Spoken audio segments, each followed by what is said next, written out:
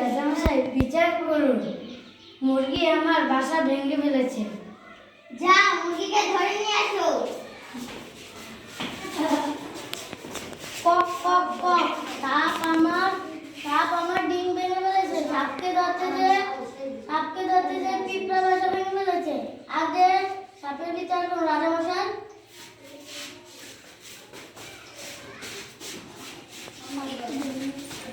হরিণের ফুল দিয়ে আমার লেজে আঘাত দিছে। আমি পালাতে গিয়ে মুরগির ডিম ভেঙেছি। হরিণের বিচার করুন রাজামশাই।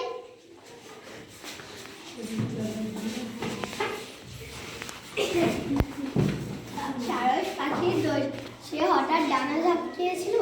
আমি ভয়ে দৌড় দিয়েছিলাম, তাই দেখতে পাইনি। যাও সারস, এসে পা লেগেছে। যাও সারস পাখিকে ধরে নিয়ে এসো। বুলবুলি আমার মুখের ভিতরে ঢুকে পড়েছিল। আমি গলা পরিষ্কার করতে খক খক করছিলাম আর ডানা ঝাপটে উঠছিলাম। বুলবুলি বিচার করুন রাজামশাই।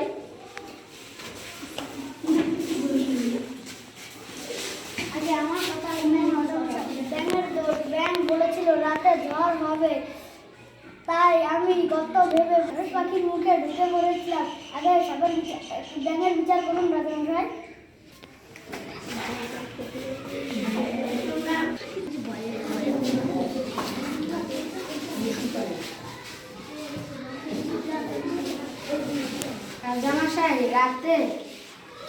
রাজামশাই শহরে বেড়াতে গিয়ে রাতে চার দোকানে শুনেছি রাতে ঝড় হবে, তাই আমি বুলবুলির কাছে বলেছি রাতে ঝড় হবে।